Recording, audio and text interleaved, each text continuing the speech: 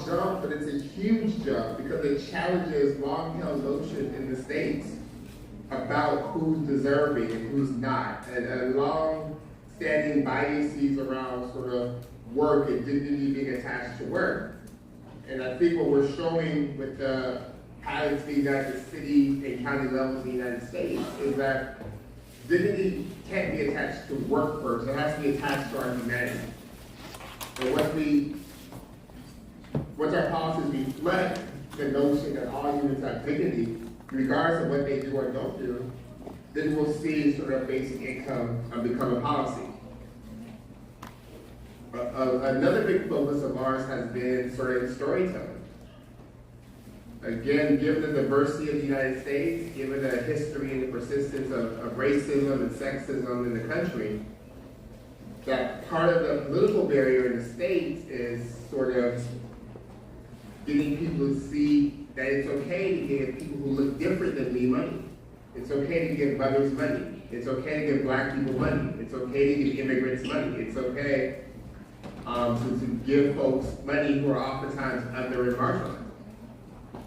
So we've been spending a lot of time on storytelling, on having participants talk about sort of what a guaranteed income or basic income means for them and their families. We just produced a feature-length documentary that premiered at Tribeca Film Festival, an hour and 20 minutes, showing stories of people who look like the country in St. Paul, Minnesota, in Cambridge, Massachusetts, and Los Angeles, California, and the great things they were doing with the money. Because in the United States context, what's challenging but also exciting about this work is it's forcing us to reckon with all type of other conversations, particularly around do we really mean what we say on paper when we say that all men and women are created equal, as our founding documents state. And then as I conclude, I would also say that COVID-19 provided an opportunity to really astroturf this conversation about giving people money or basic income. And it took that emergency, it took that pandemic for a lot of elected officials to open their eyes and get courageous. And I would argue it was that coupled with the murder of George Floyd, where folks were protesting and taking to the streets during the pandemic saying Black Lives Matter, that really gave folks the courage to say, we have to respond to the structural violence in our country, the avoidable impairment of basic human needs in our country, the disgusting amounts of poverty in our country. So again, we have a long way to go, but just like the legends we look up to, folks like Dr. King and the Black Panther, we understand that our job is unfinished until it's done. And we will continue to advocate and push for and fight for an economy that works for everyone. A capitalist society that works for everyone, if that's the economic system we'll continue to have. And really use sort of the cash and the basic income to reflect, again, what we know is true. That we don't have to, it's like the conversation about what the ceiling is isn't the important one. The important one is that no one should have nothing and everyone should have a floor. Thank you. Thank you very much. And Scott Sentence,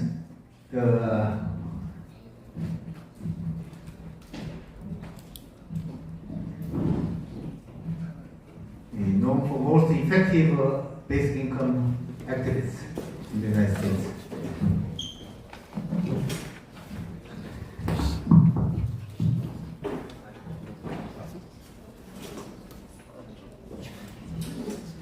Thank you for inviting me from my home in Washington, D.C. to be here in person today. I'm excited to share with you all a summary of what's been happening in the U.S. and the basic income movement recently, and how just providing people cash appears to be taking root in the U.S. as program after program continues building the case.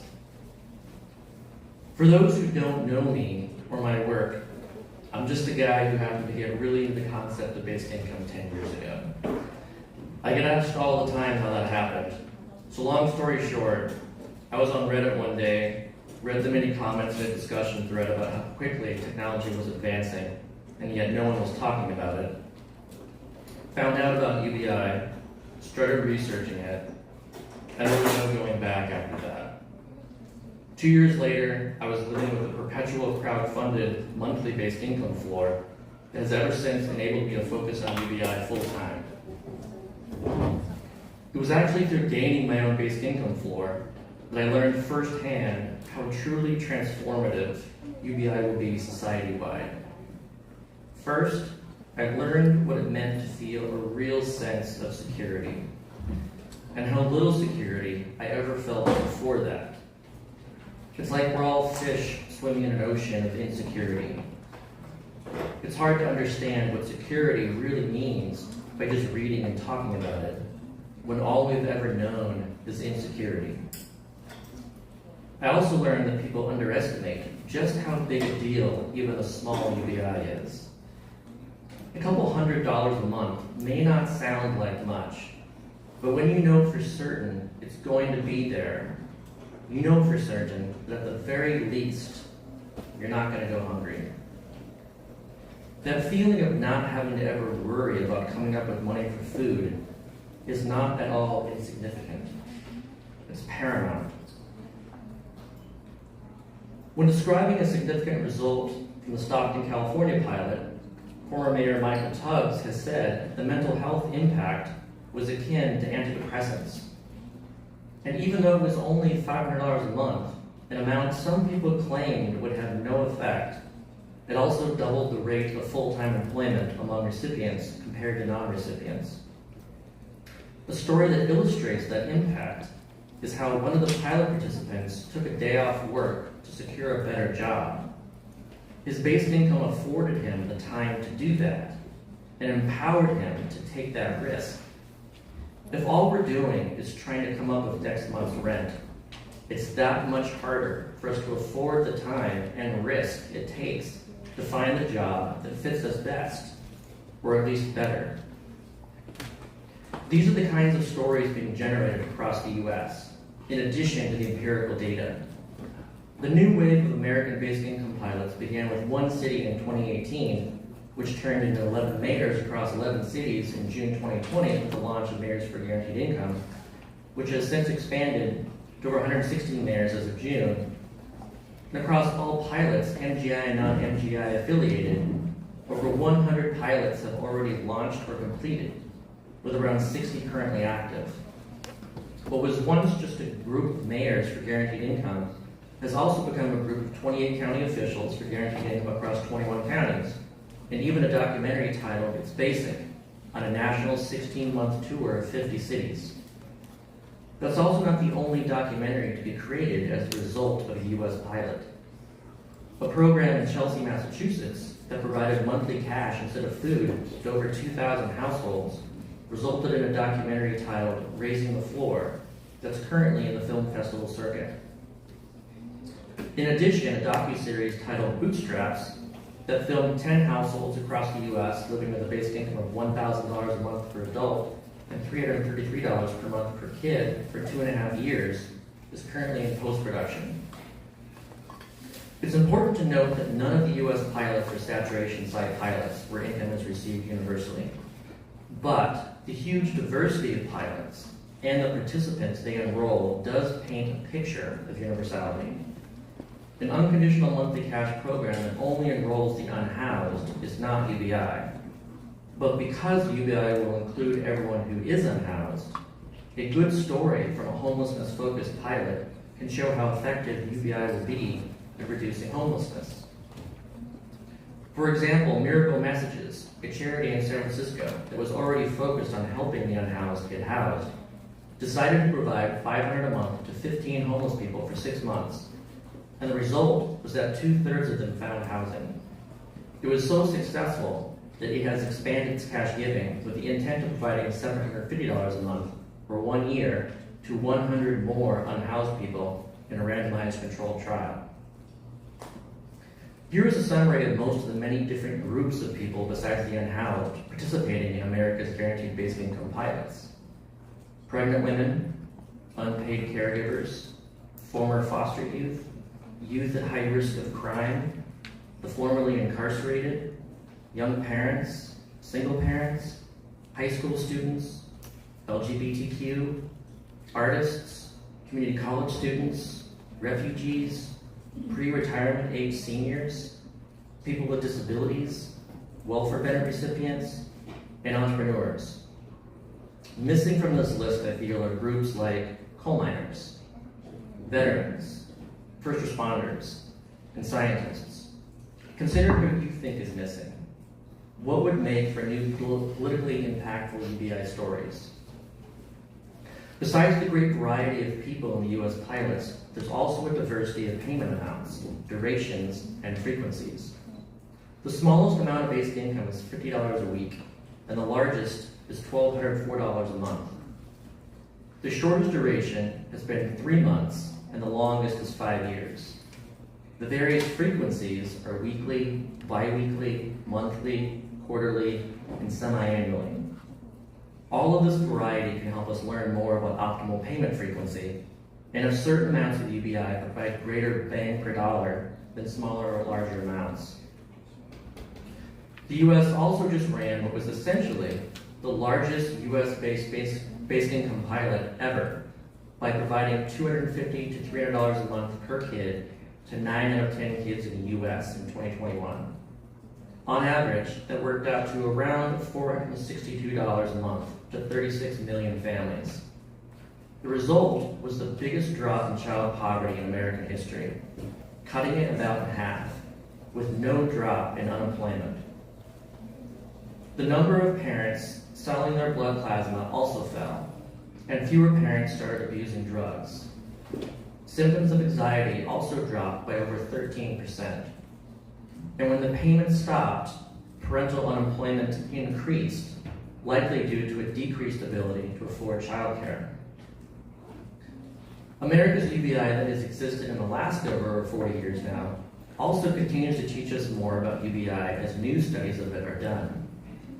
2 recent studies found that an additional $1,000 in UBI reduced the likelihood that a child is referred to Child Protective Services by 2 percentage points, or about 10% on average, and also increased voter turnout by 7.6 percentage points. Some lessons that have been learned in the process of running our money pilots are the following. Input from participants is helpful. Listen to them. Maybe they prefer they get paid mid-month versus the first, or maybe they prefer a debit card instead of direct deposit. Control group retention is a challenge. Consider how to create sufficient incentive to keep collecting data from control groups. Local universities can be great research partners, and as can local nonprofits be useful for participant recruitment and funding. Trust can be a barrier, and basic income can feel like something too good to be true. A trusted local org can help conquer the obstacles of disbelief and distrust. Benefit cliffs can be really tricky, especially for those with disabilities who aren't allowed to earn additional income without losing their disability income. Participants need to know they could lose something they're already getting unless waivers are secured. Also consider what happens to those who apply to be pilot participants who aren't selected. What happens to them? It's smart to engage them in some way and keep them engaged. These are the people who may be willing to be civically active in support of UBI. Finally, what about storytelling? Don't just collect data. Make a plan for telling the stories. Consider collecting those stories via audio or video. Consider also preparing participants on how to be effective at public speaking and how to communicate with the media. Special storytelling cohorts that aren't part of the experimental group or the control group can be great for training and communicating their stories. The supporting data is only able to tell with cold data. I can't stress enough how important these stories are. UBI will be won or lost based on stories, regardless of what all the mountains of data from the pilots they originate from have to say. One extremely powerful story can mean the difference between basic income for all actually happening or not. But there is no such thing as one perfect story for all. What's needed are stories that people can see themselves in. If you're an artist just barely getting by now thanks to generative AI's ability to create the images people want to see in just seconds, you need to see a story about how having a basic income transformed an artist's life for the better. You need to experience their story and think, that could be me if UBI existed. That's how an artist becomes a UBI activist. That's why I'm especially excited about the artist basic income pilots in the US and also Ireland. With thousands of artists living with basic income for years, that's thousands of stories about a demographic of people who are humanity's storytellers. Hopefully, these kinds of pilots can lead to a lot more content about the incredible effectiveness of UBI. It's the power of the stories of UBI in action that is why I recently founded my own nonprofit in the US called the Income to Support All Foundation, or It's a Foundation for short, as a nod to what UBI can succinctly be defined as. It's a foundation. The goal of It's a Foundation is to get the projects launched that will get a small UBI going right now, permanently, and tell the powerful stories that result from people living with UBI. We hope to have over 100,000 people living with a small basic income of $50 a week by 2026. And we hope to share the stories with the greatest potential impact to inspire a national movement. I have hope that the US can get some amount of national UBI going by the end of the decade. Polling to gauge national support has been going steadily up. In 2019, it was 43%. A year later, it was 55%. Most recent polling earlier this year showed it now at 61%.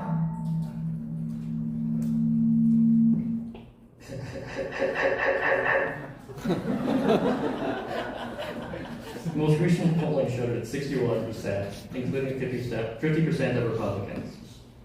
I think OpenAI's launch of ChatGPT last November has helped. I think OpenAI will also provide another boost in support next year.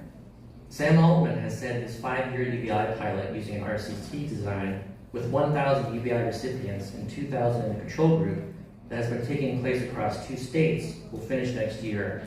And with those results, in 2024, they will begin pushing for national UBI legislation. The first permanent local guaranteed income program also now already exists in Cambridge, Massachusetts, where due to the success of their pilot, every resident with a dependent under 21 living at or below 250% of the poverty line now qualifies for $500 a month for 18 months. It's not UBI, but it's another step forward. My hope is that we can continue taking these steps in the US, and that other countries, including yours, will also continue taking their own steps, and that one step at a time, some country will get to UBI first, and then the rest of the world will follow. The big question is, who will be first? Thank you.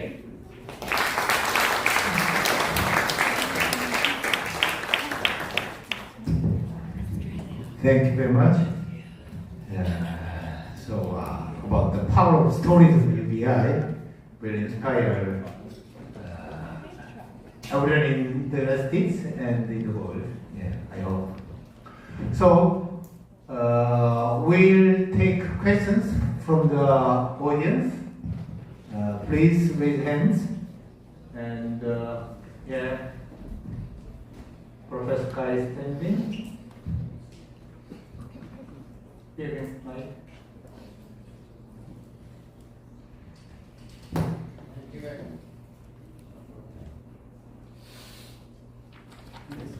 Thank you very much.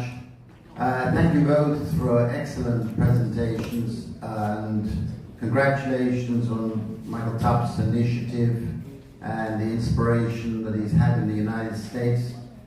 I'm a co-founder of Bien, and we've been working on basic income since 1986.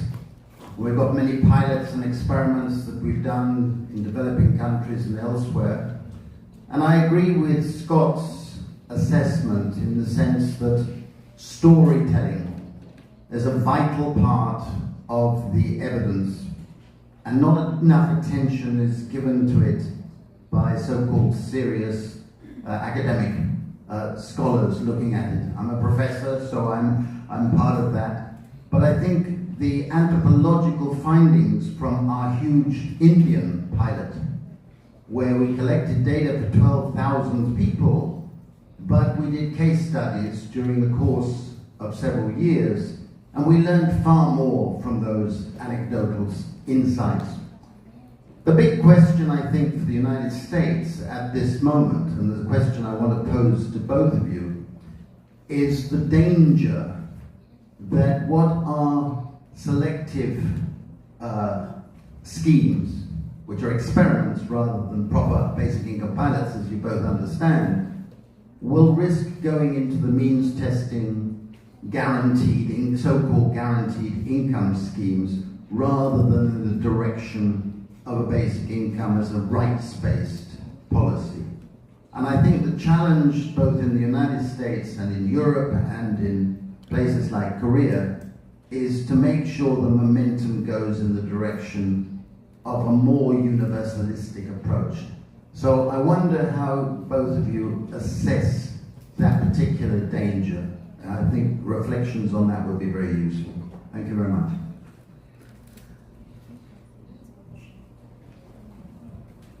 Shall I take a couple of questions more? Or, yeah, we should. Yeah. Mr. An.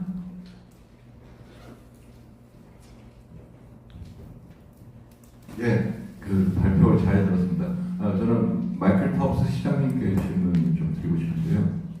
제가 이해하기에는 미국에서 보장소득 혹은 기본소득이 부상한 거는 한쪽에서는 뭐 최근에도 마찬가지지만 기술 변화에 따른 뭐 일자리의 감소나 이런 것 속에서 등장하는 게 한편이고요. 또 다른 한편에는 1960년대 반빈곤, 그러니까 존슨 행정부 시절에 반빈곤 운동이나 이런 맥락에서 좀 등장을 했는데, 그 당시에 보면 사회 그런 그 빈곤의 문제가 이른바 인종적인 분할선과 연관되어 있는 것으로 드러났고, 그것이 그 흑인운동에서 그 동등한 시민권을 넘어서서 그 사회경제적인 보장의 문제로까지 나아가고 있는 흐름을 볼 수 있는데요. 근데 그거는 더 거슬러 올라가면 미국에서 그 흑인 노예가 해방될 때 이후에 해방 노예국 그 프리드맨스 뷰로에서 했던 제안, 그러니까 모든 해방 노예에게 40에이커의 토지와 한 마리의 노새를 주는 것을 통해서 어쨌든 그 사회적 기반을, 경제적 기반을 마련해 준다는 흐름 속에 있다고 생각하는데요. 그랬을 때 이런 특정한 인종적인 과거에 노예했던 사람들에 대한 보상적인 정의의 문제와 보편적인 소득의 보장 문제가 어떻게 연관되어 있는지, 특정한 집단에 대한 그 보상적 정의가 보편적인 그 기본소득 혹은 보편적인 보장소득의 정의로 어떻게 넘어갈 수 있는지, 그리고 그것에 대해서 현재 미국의 흑인운동이나 반빈곤운동 내에서는 뭐 어떻게 보고 있는지, 이런 것에 대해서 질문드리고 싶습니다. 예, 감사합니다. Let us take one more question via Zoom, and then let Michael and Scott respond. So, Alexander Irving? Alexander? Would you? Yeah, thank you very much. Actually, my question goes in the same direction of Professor Standing questions, a bit more about internationality. I think that the US can play a vital role because of its culture and language for the world, but the stories has to be really international. And Michael Tubbs was just saying he was going to Kenya. Maybe he can tell something about this. And in the other, it was mentioned Ireland. So how can some stories be universal in their approach, that they reach more of mankind? That would be my question. Thank you. So, who will respond first? Michael, would you respond first? Yeah, happy to. I didn't get the translation for the second question, so if someone could translate that one for me, I can answer that one too.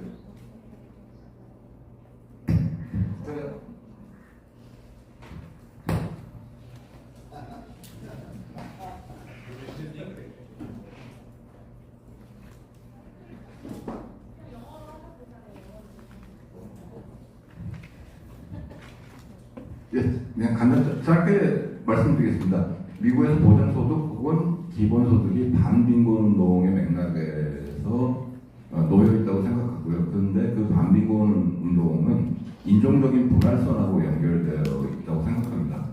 그랬을 때 그 미국에서 해방 노예, 흑인 노예들의 해방 이후에 그들에 대한 그 보상적 정의의 문제랑 관련이 있다고 생각하는데요. 그런 특정한 집단에 대한 역사적인 보상적 정의와 보편적인 기본소득 혹은 보편적인 소득 보장이 어떻게 연결되는지 혹은 특정 집단에 대한 정의의 문제가 보편적인 정의로 어떻게 넘어가는지에 대해서 지금 미국의 기본소득 혹은 보장소득 운동이 어떻게 그 문제를 바라보고 있는지 혹은 그 문제 사이에 어떤 긴장은 없는지 이게 제 질문이었습니다.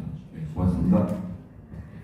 By the way, let me let know everyone participating via Zoom. There is a simultaneous translation, and so yeah. Okay. So Michael, can you respond? Yeah, it sounds like the first two questions are related, so I'll answer them both together if that's okay. And first of all, Professor, thank you for your leadership, for starting this work before I was even alive. I was even born into 1990. So the fact that this is around in 1986, I think is a testament to your foresight and co-founder's foresight.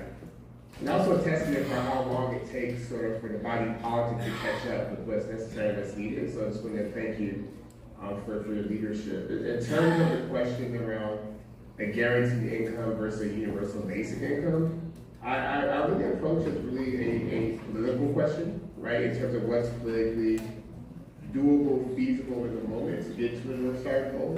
And it was hard enough to get mayors circled around the idea of giving some people money.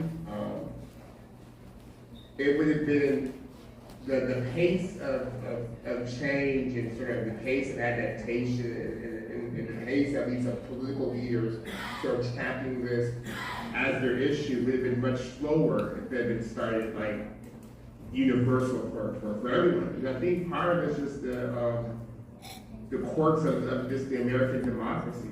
I mean, we're a country without even universal health care for everyone.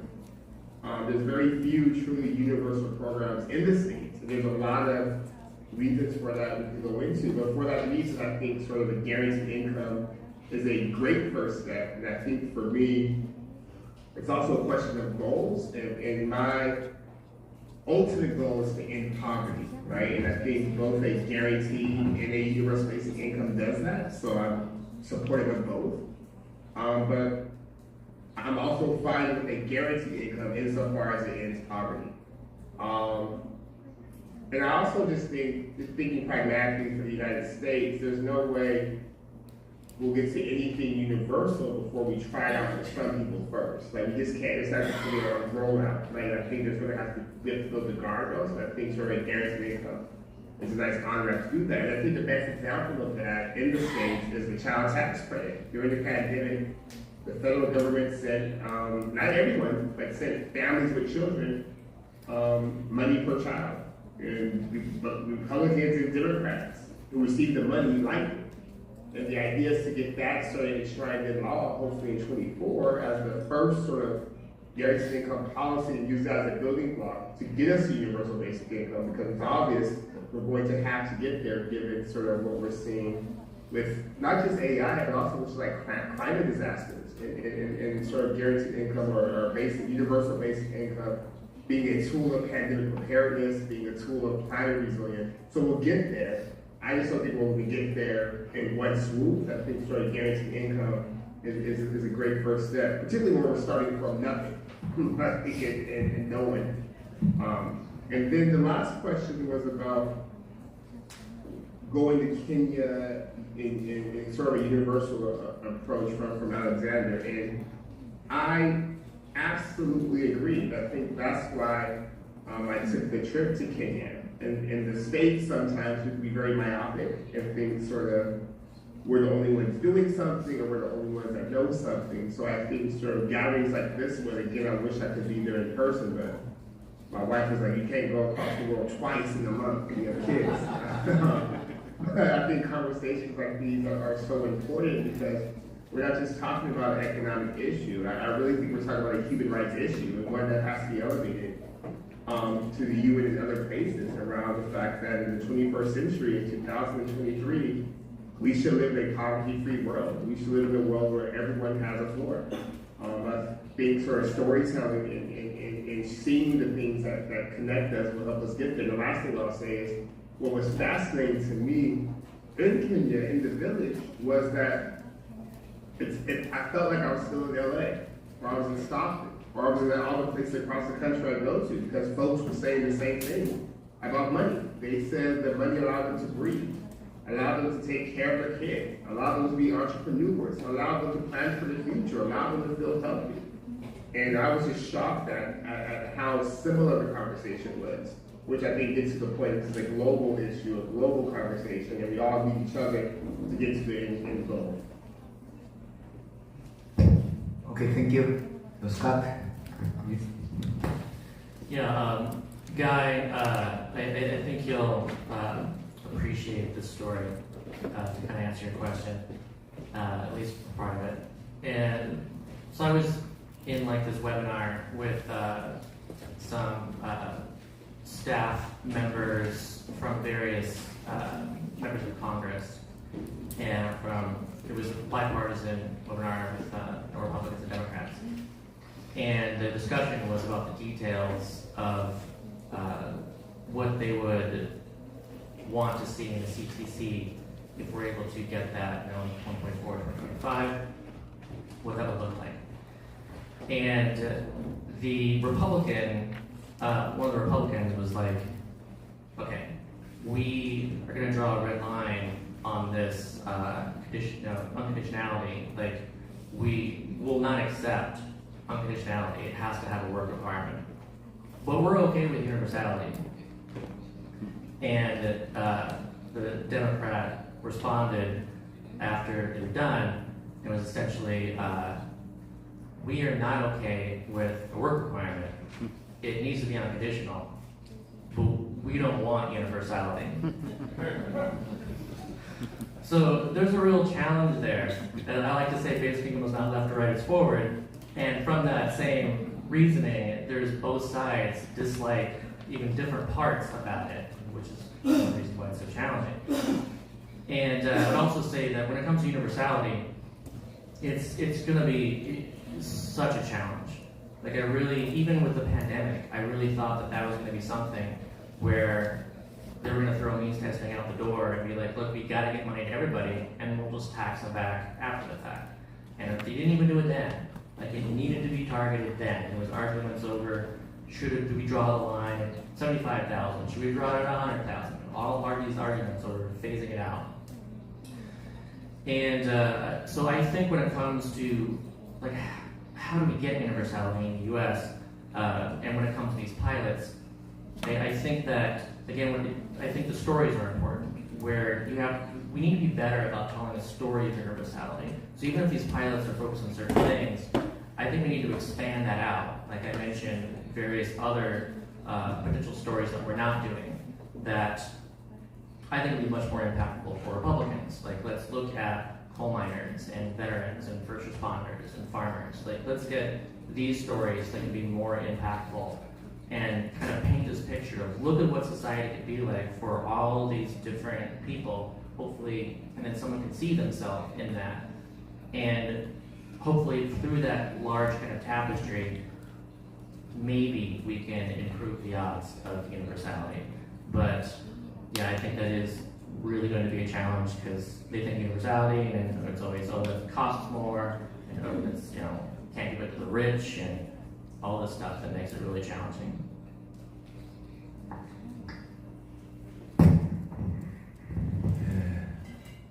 Let's take a couple of additional questions. Yeah, in the back.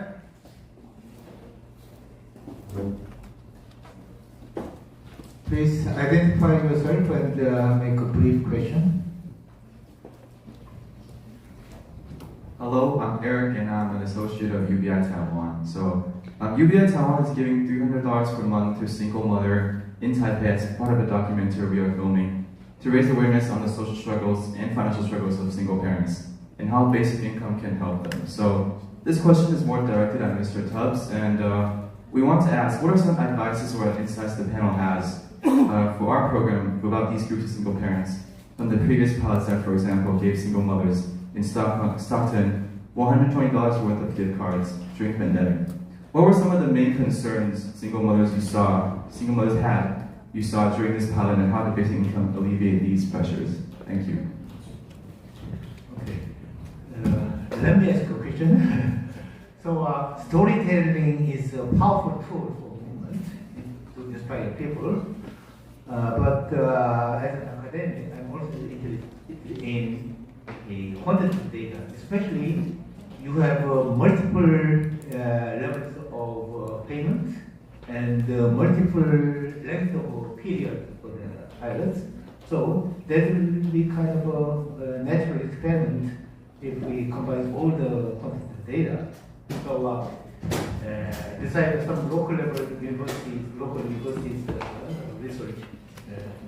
I will construct the whole quantitative data for this.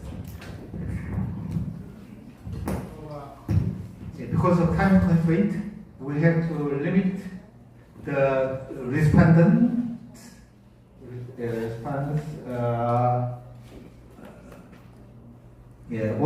one and a half minute each. Michael, you have 1 minute and 30 seconds. Yeah. Okay, here we go. I'll talk really fast. To your question, sir, we established a Center for Guaranteed Income Research at the University of Pennsylvania. So right now they're evaluating sort of 30 of the Merrimack pilots throughout the country. And that report, which will be both qualitative and quantitative, will be out sort of in next year. And to the first question around giving away to single mother, the son of a single mother, first, thank you for your leadership and foresight. And I think on the storytelling piece, that's again another powerful story to tell. Because I don't know what it's like in Taiwan. I know in the States that single mothers are stigmatized a lot, and they're treated as if they're less than, but they're actually some of the most creative and resourceful people. So I think sort of highlighting those stories and showing how cash allows people to parent. It allows folks to provide for their kids, and also sort of fighting head-on stereotypes around single women. It is a powerful and important tool, so just be very deliberate about how you do that and do it with care.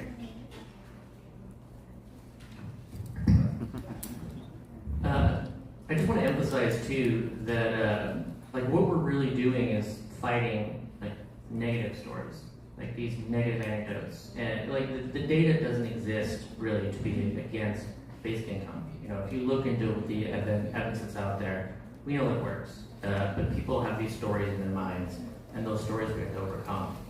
And actually, I wanted to answer the previous online question just really quickly too, which was like every pilot around the world is inherently like a global story. Like it was really interesting with the Wales pilot recently, where there was just an article that came out. I can't remember where it was published, The Guardian maybe or something, and like people there in the UK were impacted by this and wanted to talk about it. But then that spread everywhere too. So you had the US was really interested in this, like, what? $2,000 per month? That's crazy. And so that really generated a whole news cycle around that. So every time there's some kind of pilot somewhere, it can get into the consciousness around the world just because we're such a, thanks to the internet and everything. Thank you. So I know Michael has to leave. So please join me in applauding Michael Tubbs and Scott Stenton for giving wonderful presentation and answers to questions.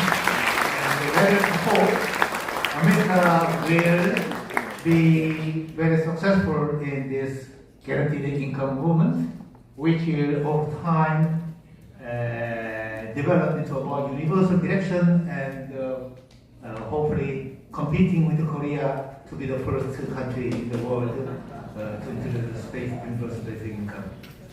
Okay.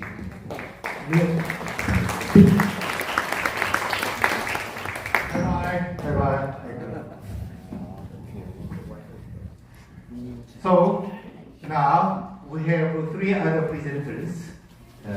Yong Hye-in, member of the National Assembly of the Republic of Korea and leader of the Basic Income Party in Korea. So you will speak 15 minutes first, and then Aida and Eduardo will speak for 15 minutes each.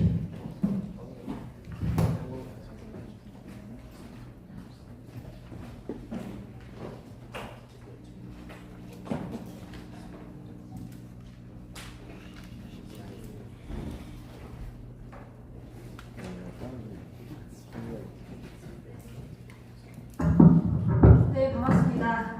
기본소득당 소개받은 기본소득당 상임대표이자 21대 국회의원입니다. 이번 22차 기본소득 지구네트워크 대회의 공동조직위원장도 맡고 있습니다. 전 세계에서 그리고 대한민국에서 많은 분들이 참여하고 있는 이 기본소득 지구네트워크 대회에서 발표를 하게 되어서 굉장히 좀 영광스럽습니다. 원래 오늘 제 발표의 제목은 대한민국 기본소득 정치의 도전과 과제입니다. 원래는 지난 7년 동안 대한민국에서 벌어진 다양한 파일럿 실험들, 그리고 지자체 차원의 범주형 기본소득, 그리고 저와 몇몇 의원들이 대한민국 국회에서 발의한 기본소득 법안들, 그리고 마지막으로 정당과 시민사회의 기본소득에 대한 입장의 변화를 소개하는 것으로 발표를 준비했었는데요. 다양한 개별 세션들에서 그 내용들이 충분히 소화되고 또 토론된다는 것을 확인하고 오늘은 좀 더 깊숙한 고민들을 전하고자 조금 더 예각화된 주제에 대해서 발표를 준비했습니다. 여기 모인 우리 모두는 중장기적으로 전 지구적 기본소득 도입을 통한 거대한 전환을 목표로 하고 있다고 저는 생각합니다. 하지만 아직은 국가적 차원에서조차 현실로 만들어내지 못하고 있는 상황입니다.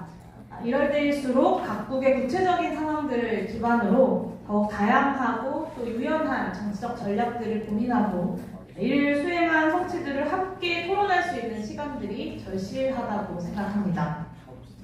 오늘 제가 발표드릴 내용 또한 한국의 내용을 고려한, 한국의 조건을 고려한 2023년 현 시점의 대한민국 기본소득 정치와 운동의 전략에 관한 제안입니다. 저의 발표가 물론 한국의 모든 기본소득 운동가들 그리고 정치인들을 대표한다고는 이야기할 수 없을 것이지만 기본소득 정치의 최선두에 서 있는 기본소득당의 저의 수년간 고민을 담아서 말씀드리는 것이라 이해해 주시면 감사하겠습니다. 오늘 발표문은 나누어드린 자료집에 영문으로도 나와 있다는 점 말씀드립니다. 오늘 발표드릴 핵심 키워드는 바로 한국 재분배 정치의 한계적 상황입니다. 조금 다르게 표현을 하자면 현재 한국의 기본소득 정치는 재분배 정치의 연장선으로 맥락화되어서 배치되어 있습니다. 그런데 이것이 효과적인 전략인지 더 나아가서 기본소득 현실화를 위해서 대한민국에서 기본소득이 어떤 영역에 배치되어야 할 것인지에 대한 고민을 담고 있다라고 말씀드리겠습니다. 먼저 OECD와 G7 국가들과 비교한 한국의 재분배 현황을 말씀드리도록 하겠습니다. 간단한 수칙을 몇 가지를 보여드리려고 하는데요. 첫 번째는 조세의 공적 이전 전후의 진위계수 변화에 관한 표입니다. 맨 위에가 OECD 평균이고요. 가운데가 G7 국가들의 평균이고 맨 아래가 대한민국입니다. 보시는 것처럼 한국은 조세와 공적 이전 소득의 역할이 극도로 미미한 나라입니다. 시장소득의 불평등도는 상대적으로 낮은 편이지만 조세와 공적 이전 이후에는 불평등도가 상대적으로 높아지는 것을 이 표를 통해서 확인하실 수 있습니다. 이처럼 전반적으로 한국은 재분배라는 것이 거의 작동하지 않는 국가입니다. 이번 표는 국민부담률을 OECD 국가들 그리고 G7 국가들과 비교한 표입니다. 국민부담률은 조세부담률과 사회보장부담률을 합한 값인데요. 1990년부터 2019년까지 약 한 10년씩을 기준으로 평균을 냈습니다. 한국이 약 30년 동안 18%에서 24%까지 약 30% 정도가 증가한 것은 맞지만 여전히 OECD 평균과 G7 국가들의 평균에는 한참 수치가 낮은 것을 볼 수 있습니다. 네, 다음 표는 국민부담률과 사회복지 지출을 비교한 표인데요. 사회복지 지출은 공공사회복지 지출과 법정 민간 지출을 합한 값입니다. 보시는 것처럼 OECD 국가들과 G7 국가들은 많이 안정화되어 있는 상황인데 한국은 많이 상승하고 있기는 하지만 여전히 많이 부족한 상황입니다. 이 두 가지 지표를 다시 좀 비교 가능한 최신년도 값으로 격차를 비교해 보겠습니다. 한국의 사회복지 지출이 국민부담률에서 차지하는 비중은 57%입니다. G7의 73%와 크게 비교되는 것을 이 표를 통해서 확인하실 수 있는데요. 부담 대비 수혜의 상대 비중이 매우 낮다는 것이고 쉽게 말하면 낸 만큼 돌려받지 못하고 있다는 것을 의미합니다. 저는 이 지점을 한국의 매우 큰 조세 저항의 중요한 원인으로 판단을 하고 있습니다. 최근 대한민국의 국민부담률과 사회복지 지출이 증가하고 있기는 하지만 집권 세력의 정책 기조와 어떤 변화에 반영된 수치라기보다는 경제성장과 저출산, 고령화 등에 따른 자연 증가의 성격이 강하다고 봅니다. 마지막으로 수치 하나만 더 보겠습니다. 생산성 증가율에 관한 표인데요. 보시는 것처럼 한국의 생산성 증가율은 점차 둔화되고 있기는 하지만 여전히 최근 10년 동안 상대적으로 높은 증가를 보이고 있습니다. 이 내용들까지 종합해서 살펴보자면 생산성 증가에 상응하는 수준의 복지 수혜가 계속해서 지체되고 있다는 뜻입니다. 요약하면 생산성은 꾸준히 올라가고 있는데 여전히 정부의 재분배 역할이 적극적으로 수행되지 못하고 있는 상황이다라고 할 수 있겠습니다. 이런 상황의 구조적 원인이 뭔지 그리고 지금 시점에서 그렇다면 한국의 재분배 정치가 마주하고 있는 난점들이 무엇인지를 한번 검토해 보겠습니다. 네, 아마 이제 여기 계신 한국 분들은 다 경험해 보셨을 텐데요. 외국에 와서 내가 코리안이다 라고 이야기하면 늘 받는 질문이 있습니다. 북한이냐 남한이냐 이런 질문들을 받는데요. 다들 아시는 것처럼 한반도는 분단 상태입니다. 냉전과 함께 시작됐던 열전, 사실상의 제3차 세계대전이었던 한국전쟁이 한반도의 분단 상태를 폭력적이고 항구적으로 만들었습니다. 그리고 70년 정도가 지났습니다. 지난 70년 동안 한국 사회가 이 반공주의를 벗어나지를 못했습니다. 점차 강도가 조금씩 약해지기는 했지만 여전히 반공주의는 한국 사회에서 굉장히 중요한 키워드입니다. 그리고 분배 혹은 재분배를 요구하면 곧 공산주의와 동일시하는 분위기가 굉장히 좀 강합니다. 이걸 기본소득이랑 좀 연계해서 이야기해보자면 기본적으로 조세는 재분배와 직접적으로 연계되기보다는 정부를 통해서 간접적인 방식으로 일부만 불투명하게 재분배와 연결됩니다. 근데 조세형 기본소득은 부담과 수혜의 관계가 직접적으로 드러나지 않는 방식인데요. 그러다 보니까 재분배에 우호적이지 않은 많은 반공주의적 여론은 특히 조세형 기본소득에 반대하는 경향이 있습니다. 두 번째로는 역사적으로 대한민국의 성장을 이뤄낸 수출 중심의 경제 시스템 자체가 저부담 조세 체제였다는 사실입니다. 대한민국은 수출주도 성장 전략에 따라서 수출 상품의 경쟁력 확보를 위해서 저부담 체제를 확립해 왔습니다. 98년 IMF 이후에는 신자유주의 감세 기조랑 결합돼서 저부담 체제가 더욱 고착화되었고요. 고부담 조세 체제의 가장 큰 저항자인 대기업들의 막대한 영향력으로 복지 재분배를 위한 증세를 반대하는 여론은 여전히 한국 사회에서 굉장히 강력하게 작동합니다. 87년 민주화 이후에 노동조합의 권리가 정상화되어가는 속에서 소수의 대기업에서 기업 복지가 상당한 수준으로 수립되기는 했지만 동시에 이런 개별 기업에서의 분배 성취가 재분배 정치의 확장으로 이어지지는 못했습니다. 기업들의 여력을 고려하면서 그 분배에서 일부를 양보하되 사회 전반의 재분배에서는 몫을 정확하게 지켜낸다라는 개별 대기업들의 입장에서는 참 효과적인 경영 방침이 한국에서 승리를 했던 것이지요. 유럽의 경우에는 복지국가를 위한 조세국가의 수립 이후에 국민부담률에서는 큰 변동이 없이 누가 얼마의 비중으로 부담하는가에서의 변화가 있었다면 한국에서는 저부담에서 중부담으로 나아가는 것 자체에 강력한 저항이 여전히 존재하고 있습니다. 조세부담과 수혜를 직접적으로 연결짓는 기본소득 홍보 전략만으로는 대한민국의 역사적으로 형성된 이 저부담 수출주도 성장의 경험을 돌파하기에는 좀 역부족인 것이 아닌가라는 생각을 합니다. 그리고 다음으로는 집약된 근대화로 인해서 특정한 자산 증식 방식이 지금까지도 유지되고 있다는 점인데요. 한국은 최근까지도 주택과 토지 같은 부동산 자산 보유가 자산 증식의 최대의 통로였습니다. 한국에는 부동산 불패 신화라는 말이 있습니다. 경제가 아무리 무너져도 부동산은 무너지지 않는다는 전 국민적인 믿음이 존재합니다. 사실 대한민국에서는 부동산이 무너지면 경제가 다 무너지는 구조이기 때문에 어느 정도 사실에 부합한다고도 할 수 있는데요.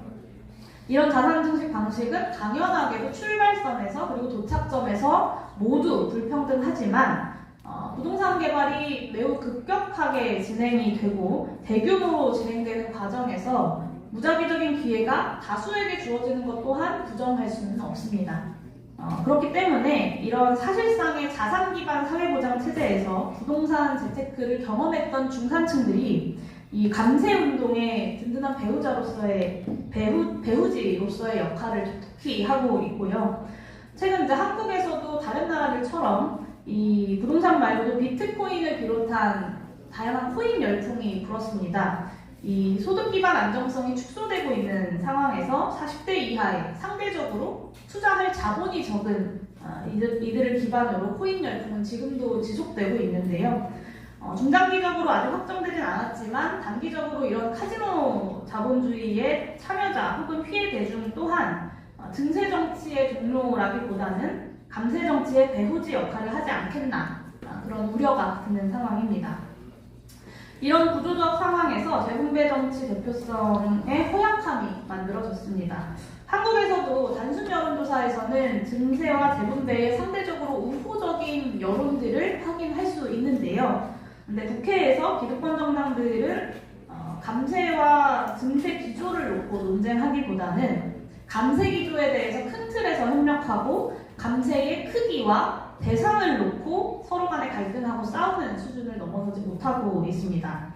그리고 선거가 다가올수록 이런 경향은 더 커지고요. 한국은 소선거구 단순다수 대표제를 채택하고 있는 나라인데 대략적으로 한 2년에 한 번 정도 큰 전국적인 선거가 치러지게 됩니다.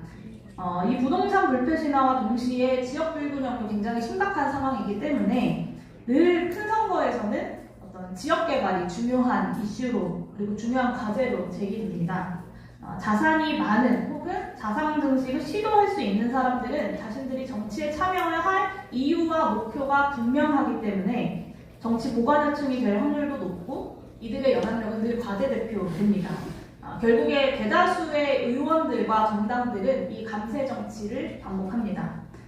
제가 21대 국회 전반기에는 이제 경제정책을 다루는 기획재정위원회에서 일했는데 증세 법안이 한두 건 정도라면 대상과 폭이 미묘하게 조금씩 다른 감세 안건은 정말 수백 건이 쏟아지는 것을 확인할 수 있었습니다. 그리고 그것이 대한민국의 현실이다라는 생각을 했습니다.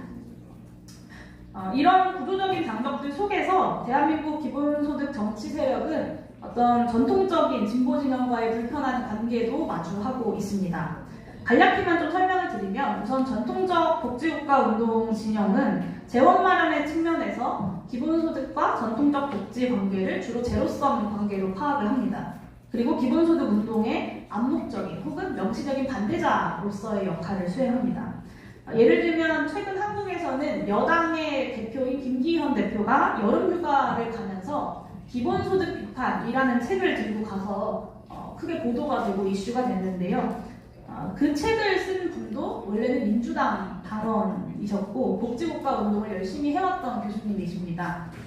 그분이 이제 모두를 대표하는 것은 아니지만 전통적 복지국가주의자들이 기본소득을 비현실적인 요구라고 하거나 아니면 기존의 복지 체제를 모두 무너뜨리려는 제안이다라고 오해하는 경향은 분명히 존재한다라고 봅니다. 그리고 수십 년째 저부담 체제가 중부담 체제로까지 나아가지도 못하는 현실들을 살펴보면 현실적인 고민이라는 측면에서는 이해가 되기도 하지만 여전히 좀 동의할 수는 없는 입장이고요. 전통적 복지 영역과 공동의 확장을 기본소득 진영과 함께 하는 것이 더 효과적인 전략일 텐데 그것이 이루어지지 못하는 것이 좀 안타까웠습니다. 그리고 작년에 집권한 국민의힘 윤석열 대통령은 약자 복지를 기조로 재분배 개선보다는 빈곤의 완화, 빈곤 개선에 집중하겠다고 이야기하고 있습니다. 윤석열 정부의 약자 복지가 결국에는 복지 자체의 축소를 목표로 한다는 점에서 복지국가 운동 진영과 기본소득이 만날 가능성이 없다고 하진 않겠으나 아직은 좀 먼 미래이지 않나, 가까이 보이진 않는다라는 말씀을 드리고 싶고요. 그리고 노동운동 역시 기본소득에 대해서 사실상 반대 입장을 취하고 있습니다. 이제 한국의 노동운동의 주력은 대기업 중심이었는데요. 대기업 중심의 기업별 복지체제 하에서 기본소득이 이제 갈급한 요구가 되기 좀 어려웠습니다. 그래서 전반적으로 대한민국의 노동권 보장 수준이 여전히 낮은 상태이고 최근에 윤석열 정부가 노동 탄압을 대대적으로 하고 있기 때문에 노동운동 진영과 기본소득 운동 진영이 만날 가능성이 노동조합의 정치적 시민권의 존폐 자체가 걸려있는 상황이다 보니까 노동조합이 기본소득을 주장하는 국면이 등장하기는 좀 어려워 보입니다. 마지막으로는 한국 기본소득의 운동에 굉장히 오래된 난제인 주체 형성에서의 한계가 있는데요. 사실 기본소득당의 주요 당직자들은 한국네트워크의 오래된 회원들이고 한국네트워크가 기본소득당을 만든 건 아니지만 그 일부 회원들이 만들었다고 해도 과언은 아닙니다. 그런 점에서 중요한 시도이긴 하지만 기본소득당이 여전히 주류가 되지는 못하고 있는 것도 현실입니다. 현실점에서는 제1야당 더불어민주당 이재명 대표를 지지하는 많은 국민들을 기본소득 운동의 주체이자 동료로서 조직해내는 것이 중요한 과제이다라는 것을 말씀드립니다. 이제 슬슬 정리를 해야 되는데요. 지금까지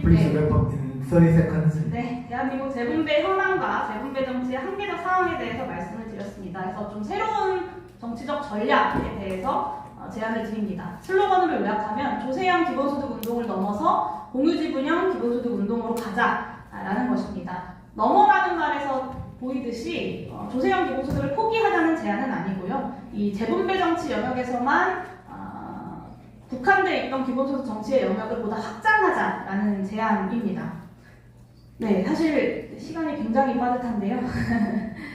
공유지분, 한국의 재분배 정치의 구조적 상황, 그리고 어려움을 돌파하기에는 앞서 말씀드린 조건들 때문에 굉장히 좀 어려움이 크고 새로운 전략을 시도해야 된다라는 제안이고 공유지분형 기본소득 운동이 새로운 전략이 될 수 있다는 제안입니다. 나중에 개별 세션에서 이제 신한군 모델에 대한 말씀도 드릴 수 있을 것 같고요.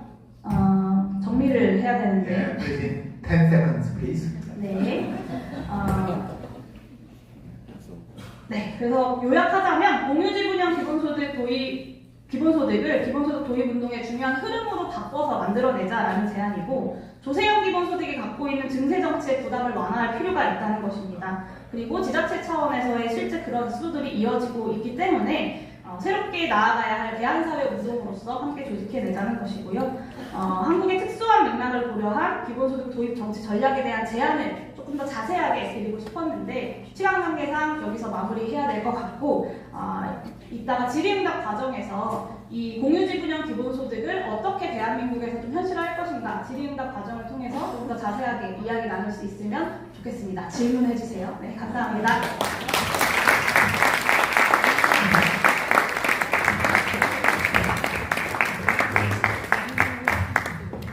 I'm very sorry. But now, Aina, so Professor William yesterday mentioned Catalonia's pilot program. Not as a good example, but anyway, we can learn from not always from fantastic things, but from various experiences. Yeah, please go ahead. Hello, first of all, I would like to thank you for inviting a representation of the Office of the Pilot Project to implement the UBI in Catalonia. And thank you for putting together this Congress because you can tell there's been a lot of work behind it. So thank you. So my name is Aida Martinez. I'm a data analyst at the office to implement the pilot project of UBI in Catalonia. And I'll be talking about the Catalan pilot, but not so much about the design itself and methodology, which I think it's innovative enough to talk about it in detail next Saturday on the concurrent session. So today I will be focusing on the politics that have been surrounding the pilot both before it happened and so it made it happen, and what's happening now and what will likely happen in the future with it. So I'll be talking about the Catalan context, the Catalan pilot, very summarized, and the political background that we come from, and some implications. So where we are now, the public opinion in UBI, and the public opinion on conducting a pilot project before implementing a UBI in Catalonia. So about the Catalan context, one of the most important data I think it's important to show you is the poverty risk rate before and after social transfers. Not only the exact number after all transfers, but also what's been happening since 2004. So as you can see, the poverty risk rate has been more or less the same. It has increased a little bit since 2004, both before and after transfers. So it means that we are facing a society where there's a cronification of poverty in 20% of the Catalan population.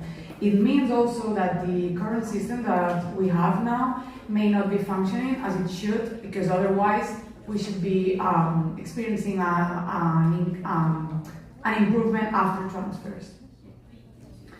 So the population of Catalonia is close to 8 million people. The unemployment rate right now is 8.4%, which is not as high as in other parts of the country of Spain, but it's higher than in other countries in Europe.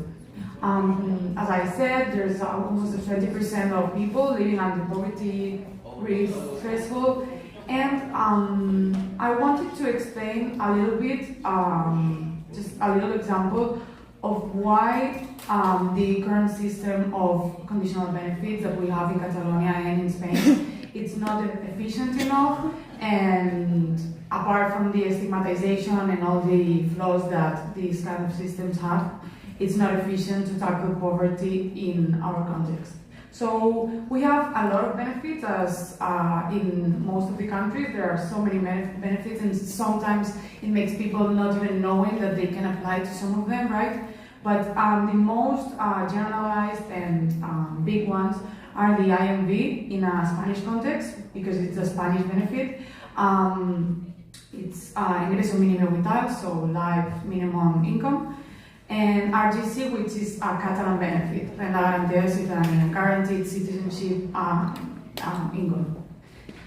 So the average monthly amount of those benefits in 2023 for one single adult living alone It's 565 euros a month for IMB and 717 euros a month for RGC. If we compare those amounts of money with the poverty threshold in Spain or in Catalonia, we can see that the difference is so high, is so big, that even those that can apply and can get this benefit, they're still under the poverty threshold. So they cannot even live like dignified life in our current context, because of the material needs that they have to be facing are way more expensive than what they get. And another number I think we should be looking at when we think about the inefficiency of conditional benefit systems is about the coverage that those benefits have. So when I talk about coverage, I'm talking about the percentage of households that are actually under severe poverty and are eligible to get the RGC in the case of the Catalan benefit, for example.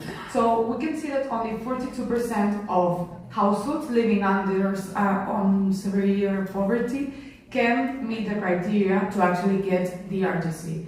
So even when you're able to get all the criteria and taking into example that you make it through all the process, you don't fight with stigmatization and so on, still there's more than 50% of households living in those conditions that couldn't meet the criteria for getting these benefits. So all in all, what it seems clear that an innovative solution should be happening to tackle nowadays problems surrounding poverty in Catalonia.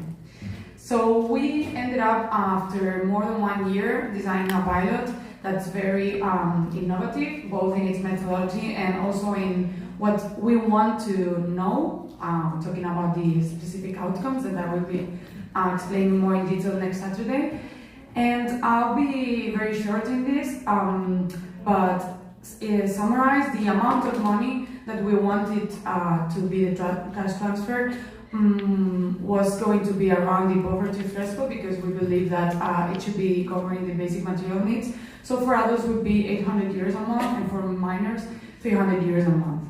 The target population, we wanted it to be quasi-universal, so everyone should be included in the pilot project, except the 10% highest incomes. This exclusion is because we wanted to simulate a tax reform, because we believe in a UBI approach in which, if it was implemented as a public policy in Catalonia, it should be preceded with a tax reform to make it more progressive, so these 10% highest incomes wouldn't be getting a net gain from the policy. The length that we wanted it to have is 2 years, so we can see like midterm, let's say, results. And the sample is quite big compared to other pilots in Europe. And it's 5,000 people receiving the UBI, divided in a twofold design, dividing the sample into two. So 2,500 people will be participating in this pilot through an RCT design. The innovative part of the design is that the randomization unit wouldn't be the individual, as most of the RCTs do, but it would be the household. So everyone registered in more or less 1,000 households around Catalonia would be getting the cash transfer. This is because we wanted also to see the effects intra-household of what would UBI look like. And the rest of the sample, the other 2,500 people, would be participating in the pilot in a saturation study where 2 different municipalities of around 1,200 people in each would be receiving the cash transfer. And we would have a synthetic control methodology to control the effects of this design. So how did we got here? For some it might seem like the Catalan project came as a new project, but for some others, I'm sure you know that the UBI history in Catalonia comes back to 2001 at least, with different events that have made possible for us to actually have an office to implement a pilot project funded by the Catalan government. So in 2001, the Basic Income Network in Spain was established. In 2002, Esquerra Republicana de Catalunya, which is the actual party governing Catalonia, and Iniciativa per Catalunya Verds, which it's the Green Party in Catalonia, presented a proposal at the Spanish Parliament for a UBI law, which was cancelled after. In 2003, the Tinell Pact happened between Esquerra Republicana, Iniciativa per Catalunya Verds, and also the Socialist Party in Catalonia, and they included in this agreement that they would be redefining the minimum insertion income with the aim of making it a basic income for citizens while studying the different proposals for progressive implementation. So that was a big step for the Catalan government to be actually saying this. Then in 2011, the 15F movement happened after the financial crisis, and there was a generalized sentiment in Spain as of this system was unfair, wasn't just, and it wasn't actually working for most of the people. In 2014, there was a study published by Daniel Raventós, Lluís Torrents, and Jordi Arcarons about the feasibility of financing a UBI in Spain and in Catalonia. And the results were that the net cost of the policy were 3.5% of the GDP of the country, which is a lot of money, but it's not as much as some people try to say when they just do the simple math of multiplying the cost of the number of population of a country per the cash transfer. Okay, so then the most important aspect, I would say, that led to the creation of the office was the COVID-19 crisis. There were a lot of manifestos from the LGBTQ+ community, the artists, freelance workers, and so on, because we faced the reality that no one was safe in any job, even though we thought it was stable enough. So in December 2021, the office was created. What have the implications been around these pilot projects? So the first and most important of them is that the implementation hasn't begun yet. Why is that? Because where there was a voting at the parliament to vote for the annual budget of 2023, and one of the items of this budget was the budget to actually implement the pilot project. What happened was that the Socialist Party led a voting against the budget to the pilot, and the rest of the right-wing parties in the parliament followed. So only Esquerra, CUP, and En Comú Podem, which is like the Catalan Podemos, voted for the budget. So it's not cancelled, but it's frozen until we have the opportunity to go again to the parliament to have it approved. So an important thing about the office institutional design is that it was created, separated from the annual budget, so we can still run it, and we are doing a lot of tasks to communicate the pilot project design and also the idea of UBI to make it more known in Catalan society. So very quickly, there was a public opinion poll conducted last year from September to November with a huge sample, and apart of all the results, it was very interesting to see what happened with the support to UBI implementation and the party sympathy of the respondents of this survey. So what happened is, as you can see, the mean support of UBI implementation was 6.5, which is quite high, taking into account that, as you may know, there are a lot of people very against the UBI, so the mean can be linked towards a very low number. So another important thing about this graph is that, as you can also see, there's only two parties, which is the far right party Vox and the right party PP, against the implementation of UBI. And the last important thing I would like to say about this graph is that, as you also can see, the Socialist Party sympathizers are agreeing with the UBI implementation on a 6.6. So that means something, given the fact that the Socialist Party led the vote against the pilot project in the parliament last March. Also, when we want to think about not the level of support of the implementation of UBI, but the level of support of conducting a pilot project in UBI, the support is even more horizontal and higher. So not even one party sympathizer, not even one party has lesser support than 50%, even Vox, which is our right-wing party, very neoliberal in its economic program. So, another thing I would like to point out is that the party that led the voting against the pilot project budget last March, Socialist Party, has one of the highest levels of support. And the last graphs I wanted to show you is the level of support of three of the main characteristics that describe UBI, right? Individuality, unconditionality, and universality. So we can see that there's horizontal and pretty high support for each of the three of them. And unlike some of us may think, taking into account past speakers, in Catalonia, the characteristic that it's less supported is unconditionality and not universality. One of the reasonings behind it might be that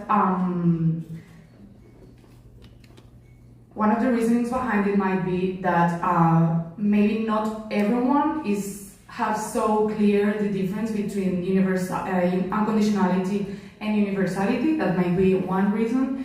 And another reason might be cultural context and the cultural prejudices on thinking, why should I get money, and then not being obliged to do anything about it. I hope you understood a little bit better about the politics surrounding the Catalan project. I really hope that we can manage to get the budget in the near future, so we are able to know more about the outcomes of the effect of a quasi-universal and truly unconditional UBI pilot project. Thank you so much.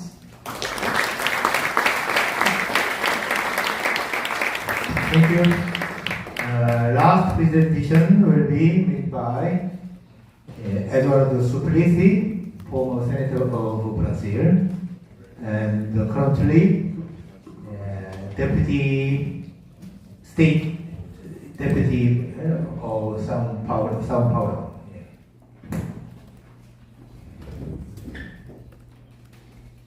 Thank you very much, Mr. Yong Sung Yu, our chairman and colleagues in this table.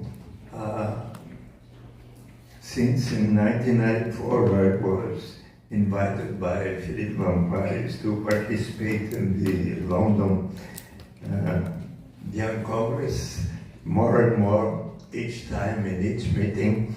I have learned a lot, and I want to thank you very much.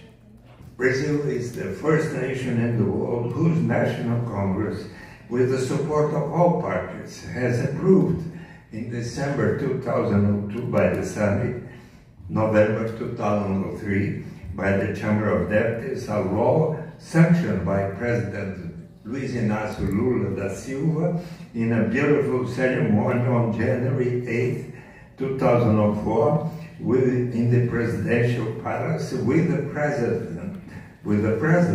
presence of Professor Philippe Van Parijs. The law 10,835 says that the citizens' basic income, a right of all citizens of Brazil, including foreigners living in Brazil for 5 years or more, sufficient to attend the basic needs of everyone with alimentation, education, health. It will be instituted step by step under the executive criteria, considering those most in need first, such as the well-known Bolsa Família program does it. So 10 years ago have passed, 10 years have passed since the president sanctioned the law that has not yet put fully into practice so far. I'm here today to tell you positive news, since I am confident that President Lula, who was our president from 2003 to 2010, was again elected in October 2002 for a new 4-year term, The Bolsa Familia program was instituted by President Lula in October 2003. It provided a guaranteed income to poor families with income up to a certain level, as long as their children were going to school and that their parents took their children up to 6 years of age to take necessary vaccines according to the calendar of the Ministry of Health. In December 2003, there were 3.5 million families being beneficiaries of the program. Around 2014-15, there were more than 14.2 million families enrolled in the program. The Gini coefficient of inequality, as well as the number of families in conditions of absolute and extreme poverty, decreased substantially. The United Nations declared that Brazil had attained the stage of zero hunger in 2014-15. From 2016 on, the eradication of poverty was not so high, and we had a period of increasing the number of poor families in Brazil. From 2020 to 2022, around 10.1 million Brazilians had hunger, according to the United Nations report published in July 2023, representing 4.7% of the population. At the same time, however, the percentage of people that suffer from food insecurity has increased in the past years and reached 17.3 million people, a third of the population, according to the report of the State of Nutrition and Food Security by the Food and Agriculture Organization in 2022. On June 21st, 2021, on my 80th birthday, I had a dialogue with President Lula that is annexed to my speech here, that was streamed by his social media here, in which I tell him that I will do all my efforts to elect him again, as happened last October, and President Lula told me that he will put into practice the universal basic income during this government, 2023 to the 26th.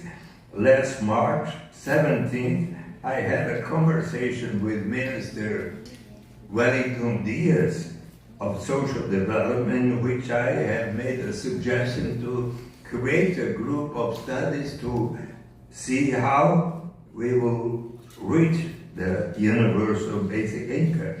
Last June 19, 2023, the law 14.601 was officially published, reinstituting the Bolsa Familia program that, back in substitution to the Brazilian Auxilium program that had been instituted by President Jair Bolsonaro. In the first paragraph of the first article of this law, it is said, the Bolsa Familia program constitutes a stage of the gradual and progressive implementation of the universalization of the citizens' basic income, established in the sole paragraph of the 6th article of the Federal Constitution, and in the first paragraph of the first article of the law 10,835 of January 8, 2004. This law was signed by President Lula and his main ministers. It is relevant to note that last May there was in São Paulo an important meeting, the Pact Against Hunger, that joined hundreds of people, including entrepreneurs, political and social movement leaders, social scientists, under the coordination of Mrs. Jaycee Diniz, wife of an entrepreneur. The objective of the pact was to join people to make all efforts to completely eradicate hunger in Brazil until 2030. The Minister of Social Development, of Planning, the Governor of São Paulo, the Mayor, were there. Beyond nutritional and food security measures, it is my belief that the major objective of this pact will be attained as far as we advance in the direction of the universal citizen basic income. The advantages will be perceptible. The reduction of bureaucracy, the elimination of all stigma or shame sentiment, and the raise of the degree of freedom and dignity of all human beings. In Development as Freedom of 1999, our Nobel Prize economist Amartya Sen says that development, to be meaningful, must signify a greater degree of freedom for all members of society. He illustrates this point with an example of what happened when he was a boy, about 10 years of age. His father was a good professor, and they lived in a good house in Dhaka, India today, but the capital of Bangladesh, it was India today, the capital of Bangladesh. A certain day, he was playing in the garden, and suddenly a man came through the gate asking for help. He had been knifed in the back. Amartya called for his father and accompanied him, taking that man to the hospital. On the way, he said, "Oh, my wife told me not to come to this region characterized by ethnic struggles, but I had no other alternative than to come here to find a job for the survival of my family." When they arrived at the hospital, he had a strong hemorrhage and died. Amartya Sen concludes, typically, this man did not have real freedom. He had to put his life in danger to find a work opportunity.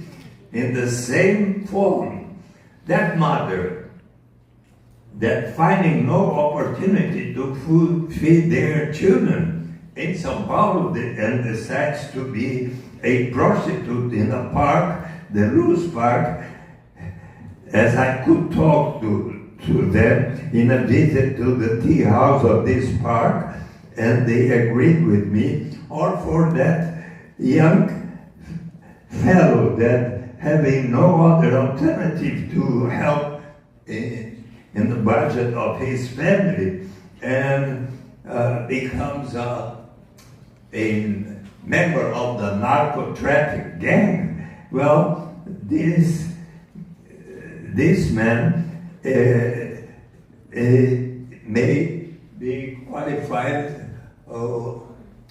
as the man on the road of a very popular song in Brazil of Mano Brown.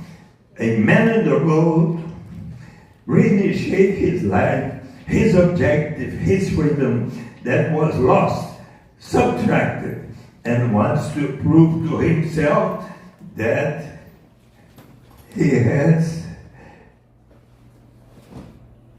finally realized that he has recuperated and wants to live in peace. He doesn't want to look backwards anymore. He wants to say to the crime, nevermore. Well, for that mother, that lady, or this fellow, once they have a basic income sufficient to attend his basic needs, both for himself and everyone in his family, this person will be able to say, no, now I don't need to accept this only alternative that appears in front of me, but that will be bad for me. Now perhaps I can wait for a while, make a course in my city with a good professor like Philippe von Paris, until one day I will find a job more in accordance with my will.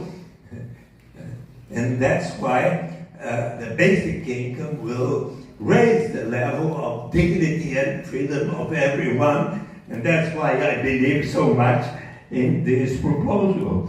All society will gain with economic benefit once you amplify the consumption market, hating of the economy with a multiplier effect on the national product, greater taxes collection, greater job opportunities, and development for the people. According to the research, and inequality produced by Oxfam, together with newspaper Folha de São Paulo, 96% of the Brazilians believe that the country must guarantee the necessary resources for the income transfers. There is strong support, 56%, for the increase in taxes to finance social policies. The research also shows a massive support, 85%, for the increases on the taxes of the rich people to fund social areas. So the federal government has recently revealed that the fiscal incentives in 2002, last year of Bolsonaro's government, sum 581 billion, corresponding to 5.86 of gross national product, the highest since 2016. This has happened although in the first day in office, the Minister of Economy, Paulo Guedes, made severe criticism about those private pirates and corrupt bureaucrats that collaborated for the creation of incentives. In 2023, according to the projection of Unafisco, the national government will not collect 641 billion in taxes because of fiscal incentives. Those are relevant data if we think on how to move towards the universalization and unconditionality of the citizens' basic income. So, I had prepared so many other things, but I would like to tell you at least that I have a study here that says that the universal basic income proposal will diminish very much the Gini coefficient of Brazil. But I would like to tell you shortly that since my childhood and adolescence, mostly because of Christian examples from my parents, being the 8th of 11 brothers and sisters, I became more and more interested in studying if there were a solution for Brazil to become a much better and civilized society. If we really want to build a just and civilized society, we need to take into account the values that aren't only to look for our personal progress, but to look for what is happening beyond the walls of our home, to take into account the values that were so well expressed by Martin Luther King Jr. in his beautiful speech, I Have a Dream. I have a dream that one day in the red hills of Georgia, the sons of ex-slaves and the sons of ex-owners of slaves will be capable to sit together in the table of fraternity. If we want to build a just society, we need to put into practice the instruments of economic policy that will raise the level of justice, such as the abolition of slavery, the provision of very good quality of education to all boys and girls, to all adolescents, to all adults, including those who had no opportunities when they were children.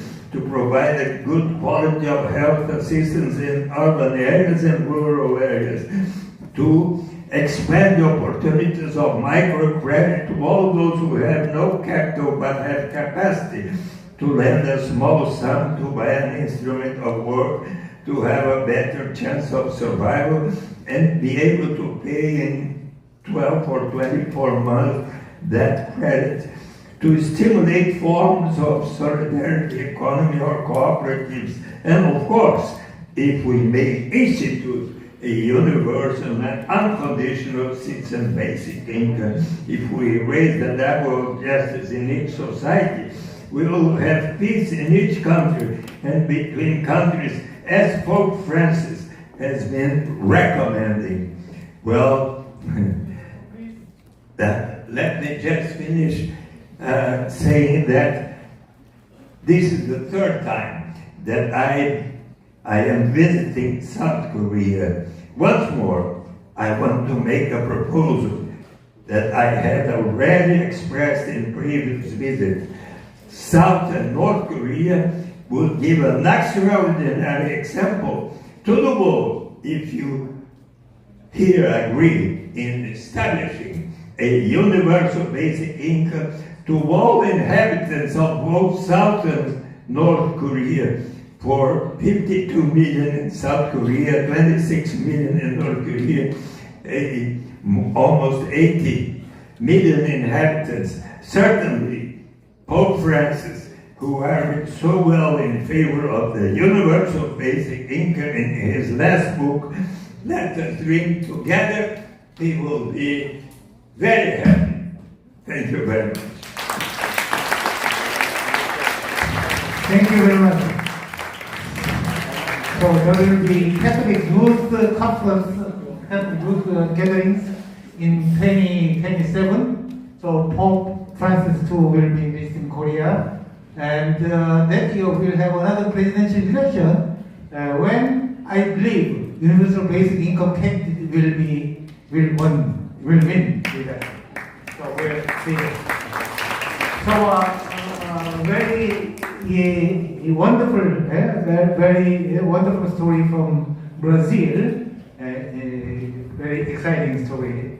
Thank you for the also your lifetime advocacy for basic income. We appreciate that. And officially we have 4 minutes and 21 seconds. But I lobbied the organizing committee, so we have 15 minutes. So, yeah, questions? Yes? Identify yourself and make your question brief. Okay, so I'm Thijs Lama. I investigate public opinion about basic income. And I want to ask a question about the South Korean case, but it probably also applies to the US, I think. So I understood from the story that in public perception in South Korea, basic income is often associated with communism. And that reminds itself of a time that you don't want. And I'm curious about this because I've seen traces of this as well in Eastern Europe, where people would be against basic income because it reminds them of the Soviet era and the loss of freedom that they experienced during that time. I think we all know here in the room that this association between communism and basic income, it's nonsense. But in public opinion, it seems to be that something is there. So my question is, how can we effectively combat this association that people seem to make? I assume also in the US that Scott has come across this argument that basic income is communism, which it isn't, but how do we combat it? That's my question. Other questions? Let me collect some questions and here. There, Mr. Ho first and then Philip. Thank you for all presentation. I am Juno Ho. I am a co-chair of Basic Income Party of Korea. I'm asking to Ida about the Catalan pilot. I'm so sorry a pilot didn't begin yet. And do you think you can find other new political partner, other political support to begin to start the pilot again. And do you think whether you should change your strategy or not? Yeah, thank you. Philip? Yeah, my question was also to Aida.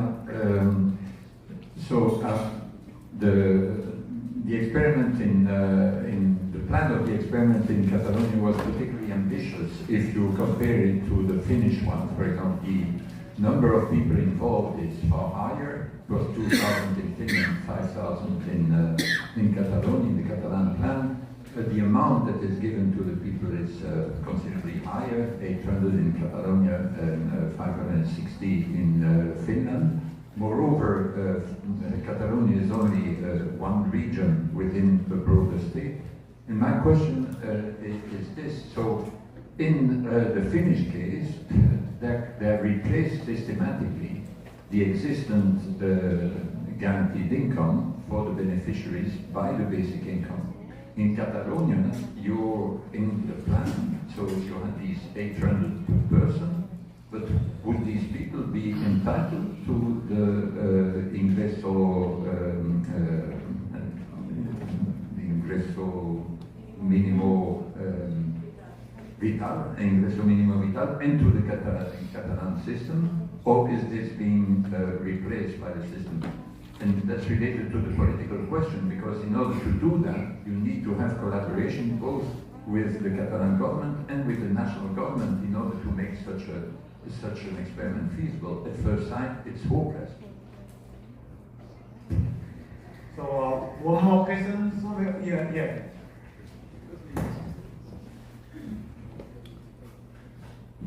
Hi, thanks. Sorry, also a question for Aida.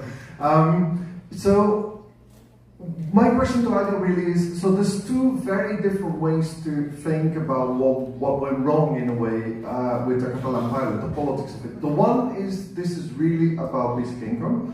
Could be the cost, it could be, for example, the existing issues between the minimum ingresso vital that already is at the federal level or the national level is very much strongly pushed by the socialists, and then perhaps the Catalan socialists have to link into that as opposed to the basic income. But there's a very, very separate story, which is to do with the fact that, there was a lot of friction in Catalan politics, changing from majority government to minority government and the Junts leaving. And is there a sense where the Catalan pilot may just have been a victim of just regular Catalan politics, and in a sense that they had to kind of figure out a program, they had to signal political strength and some of the issues as part of that parliamentary vote. And in a way, it could have been something else. Perhaps this isn't about basic income, but basic income somehow just became a victim of pre-existing politics. Okay, yeah, one.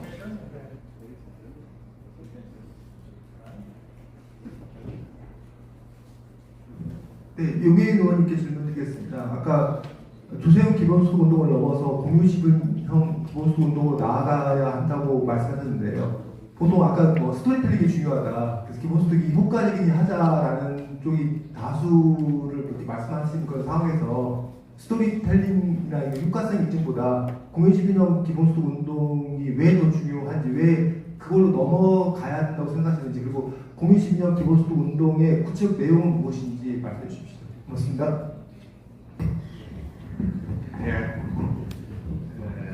Let me take one more question from online audience. So, Alexander again. Okay, thank you. I forgot last time to introduce myself. My name is Alexander Imik. I'm based in Japan. And my question is to Representative Young. About politics and especially about platform experience, because I read about the situation of the Basic Income Party, and is this platform with the Democratic Party, would this be a good solution also for other countries? Because here in Japan, it's also basic income is very weak because of Confucian work ethics. People think just giving money is a bad thing. But COVID changed something.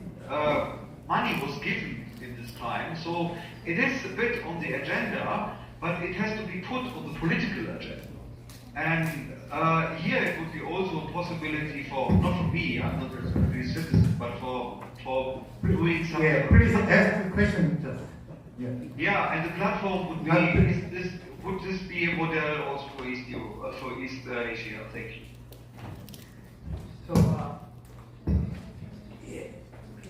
So I have to close the questions. And anyone, just one more?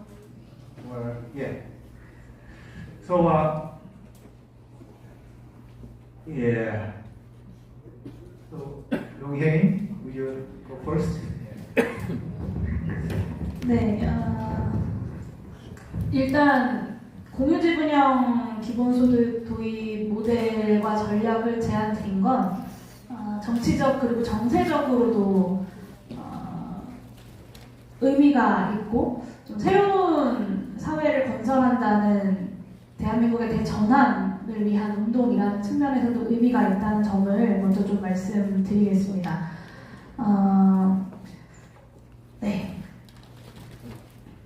그런 면에서 저는 이제 공유지분형 기본소득 아니면 이제 공동 소유형 기본소득의 의의를 조금 더 진취적으로 표현을 해보자면 이 새로운 21세기의 공유화, 사회화 운동일 것이고 대한사회의 건설 운동일 것이라고 생각합니다.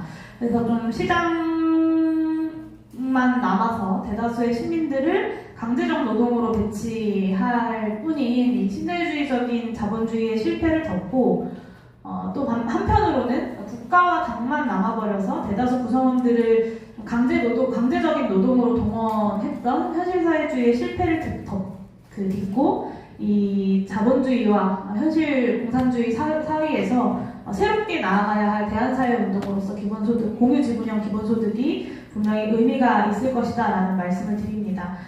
그래서 이 공유지분형 산업을 제가 제안드리는 건 기후위기 시대의 이 신재생 에너지를 비롯한 그 에너지 전환 관련된 산업들 그리고 이 첨단 디지털 산업을 기반으로 한 기술 경쟁이 각종 미중의 패권 갈등 속에서 이 지경학적 위기 그리고 국제안보의 위기로 등장하고 있는 상황에서 이런 첨단 산업에 대한 기술 이 부분들에서 우리가 공유지분형 산업들을 공유지분형 기본소득을 시작할 수 있지 않을까라는 제안을 드리는 거고요.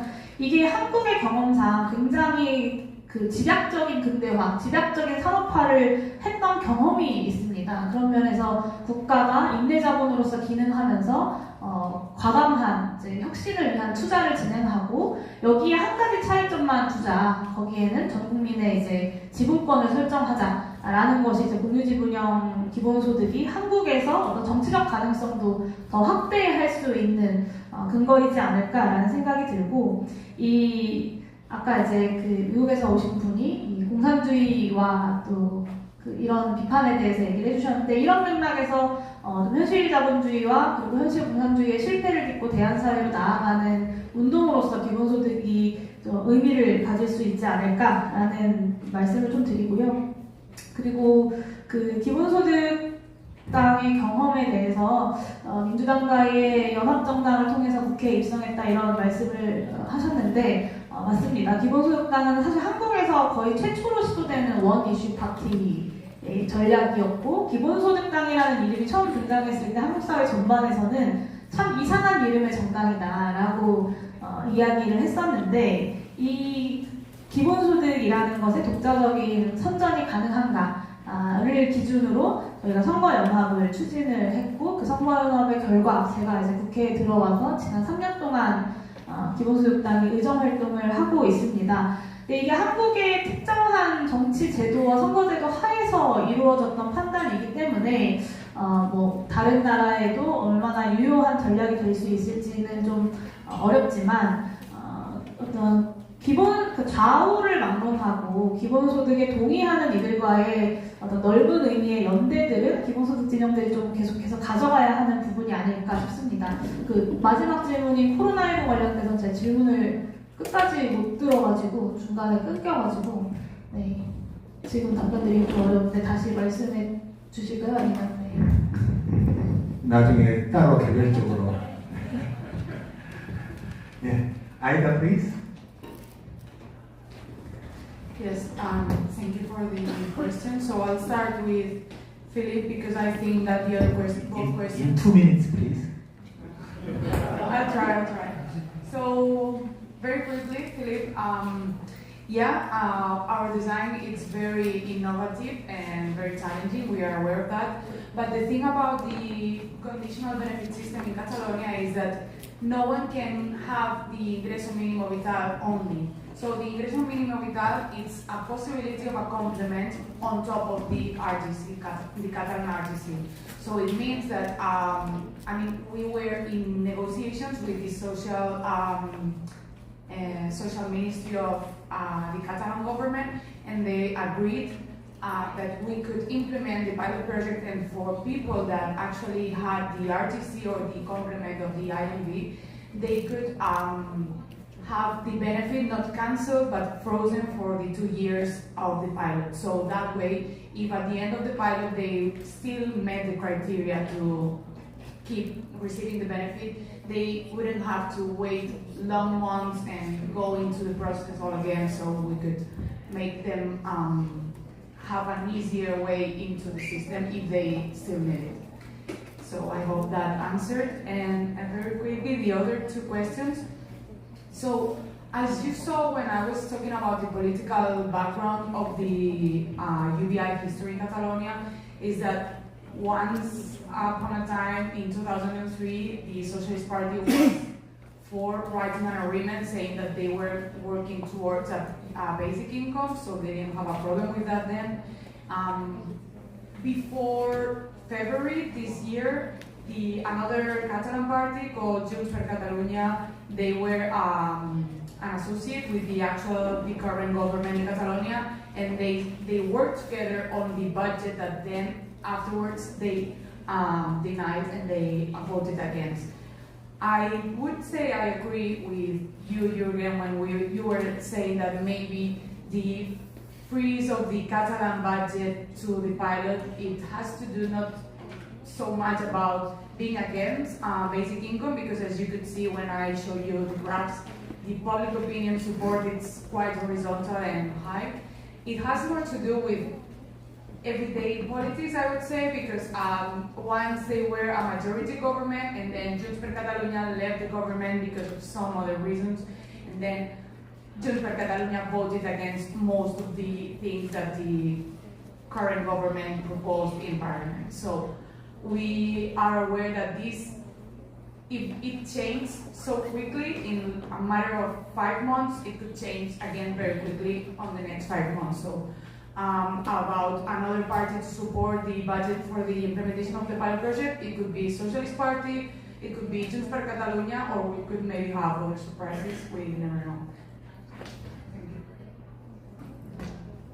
So that means you have a chance. Yeah. Okay. So, Eduardo, would you make some final remarks? Scott, what you can make 1 minute. So to answer the communism question, I just want to throw another log on the fire between Eduardo and Guy, and suggest that maybe there needs to be more of an effort to make sure that people actually see and know about the Alaska dividend as a UBI. And as a result, it could be that conservatives would like it more and progressives would like it less, but I do think that would help this communist kind of perception. And I also would say that, there needs to be another person like a Milton Friedman around nowadays who's talking about it. And because when we say it's not communism and you're like outside the tribe, they don't care. But like if there's someone who's speaking to them from their own tribe and is really talking about it from a capitalistic sense, then they're not going to claim it's communism. Okay.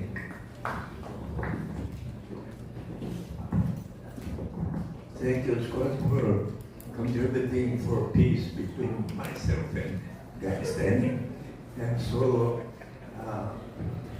to move towards peace in the world between Ukraine and Russia, Palestine and Israel and other countries that are in war, I would, it's a tradition already at the Young Congress, we will invite everyone to sing together the song for peace in the world, okay?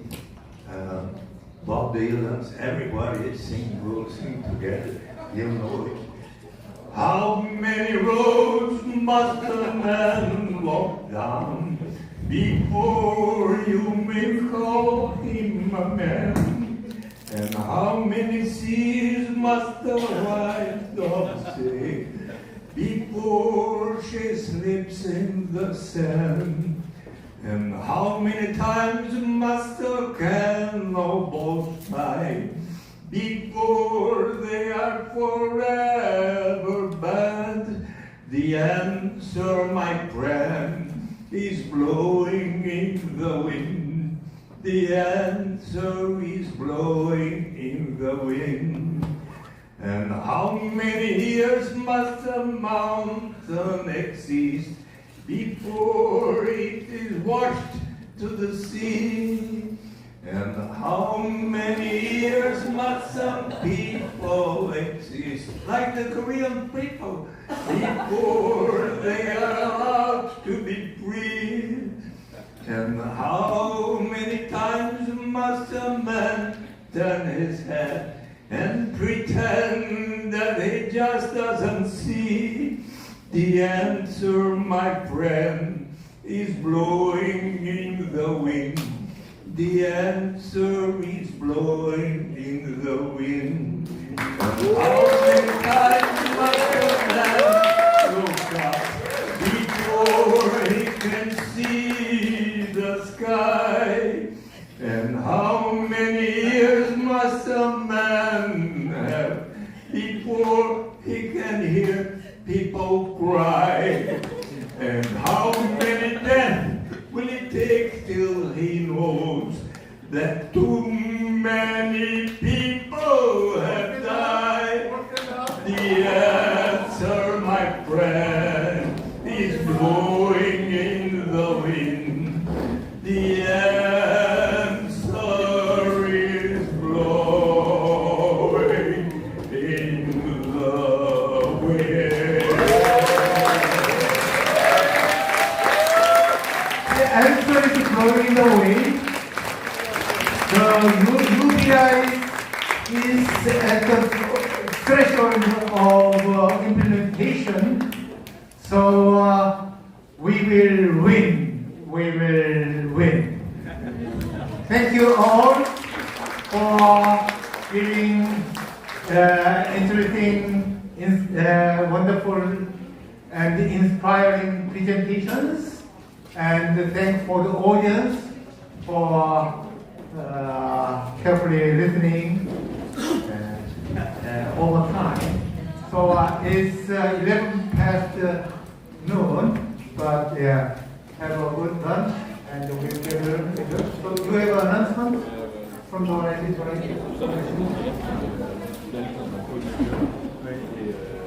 Any announcement? No?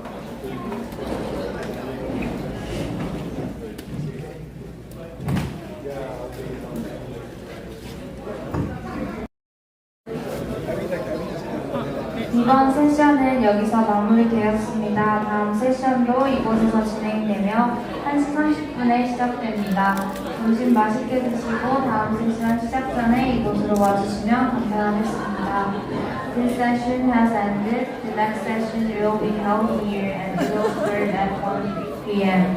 Enjoy your lunch and please come here before the start. Thank you. 네, 여러분 안녕하세요. 파란심입니다.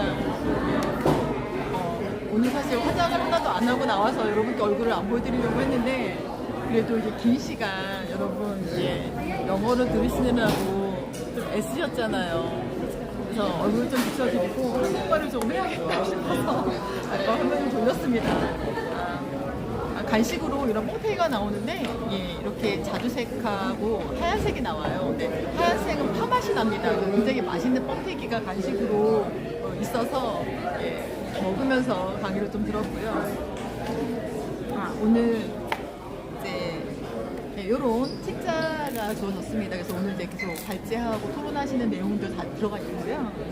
그리고 지금 오전 시간에는 문턱에선 기본소득 정책 실험 입법에 대한 이야기들이 나누어졌고요. 2시간 동안